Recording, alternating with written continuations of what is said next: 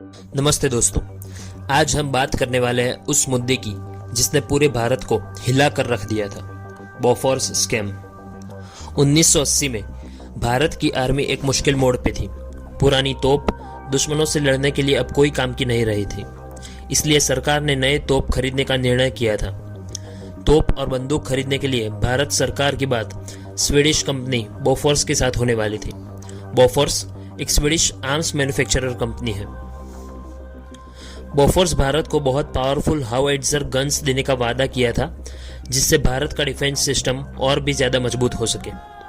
1986 में Indian government ने Bofors के साथ 155 mm फील्ड हाउइट्जर गन्स के 410 यूनिट्स के सप्लाई के लिए 1437 करोड़ की डील बोफोर्स कंपनी के साथ की थी। ये इंडिया की आर्टिलरी यूनिट्स को मॉडर्नाइज करने का प्रयास था। भारतीय सेना के लिए आधुनिक शस्त्र खरीदे गए थे।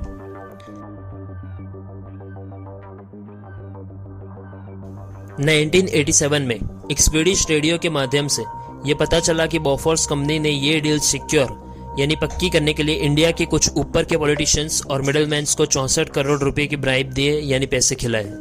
इस खबर से इंडिया में बहुत बड़ा हंगामा मच गया और मीडिया और पब्लिक दोनों ने इस पर जोर से रिएक्ट किया। इन सब का सीधा निशाना उस वक्त के प्राइम मिनिस्टर राजीव गांधी पर लगने लगा। उनके ऊपर भी इल्जाम लगाए गए, जिसमें उनके बहुत नजदीकी आदमी ओटावियो क्वाट्रोकी का नाम भी शामिल था। ओटावियो क्वाट्रोकी वो इटालियन बिजनेसमैन था जिसका नाम बोफोर्स नेम स्कैम से जुड़ा है। वो इंडिया में इटालियन कंपनी स्नेम प्रोगेटी का रिप्रेजेंटेटिव माना जाता था। बोफोर गन्स की डील में जिसमें करप्शन का इल्जाम था, क्वाट्रोकी का नाम आया था। उस वक्त के प्राइम मिनिस्टर राजीव गांधी के बहुत क्लोज आदमी होने की वजह से मीडिया रिपोर्ट्स में यह बोला गया था कि क्वाट्रोकी ने यह डील दिलाने में मिडलमैन बन के ब्राइब यानी रिश्वत ली थी। लेकिन यह सिर्फ इल्जाम ही बना रहा और क्वाट्रोकी को कभी सजा नहीं मिली।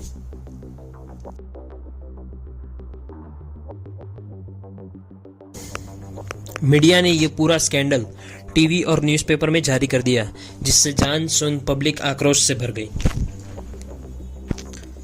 ये पूरे स्कैंडल की वजह से राजीव गांधी की कांग्रेस पार्टी को 1989 के जनरल इलेक्शंस में बहुत बड़ा नुकसान हुआ। इस स्कैंडल ने पब्लिक का ट्रस्ट कांग्रेस पार्टी पर से हटा दिया। सीबीआई और दूसरी इंटरनेशनल एजेंसीज ने कई इन्वेस्टिगेशंस किए। ये इन्वेस्टिगेशंस कई सालों तक चले, जिसमें कई लीगल बैटल्स और डिप्लोमेटिक एफर्ट्स हुए, जिससे ये पता लगाया जा सके कि पैसा कहाँ गया और जिम्मेदार लोगों को पकड़ा जा सके। केस में कई उतार चढ़ाव आए, कई चार्जेस लगाए गए और बाद में हटाए गए। 2004 में दिल्ली हाई कोर्ट ने अपने रूलिंग में कहा कि राजीव गांधी और दूसरों के अगेंस्ट कोई केस नहीं बनता। सालों के इन्वेस्टिगेशंस और कोर्ट बैटल्स के बाद भी बोफोर्स केस आज भी सस्पेंस में है। किसी को भी इस मामले में कुछ भी सजा नहीं मिली, बस केस को सालों तक चलाया और बंद कर दिया गया। 2013 में ओटावियो क्वाट्रोकी की इटाली में डेथ हो जाती है और वो बोफोर्स स्कैंडल्स का सीक्रेट हमेशा के लिए उनके साथ लेकर चले जाते हैं।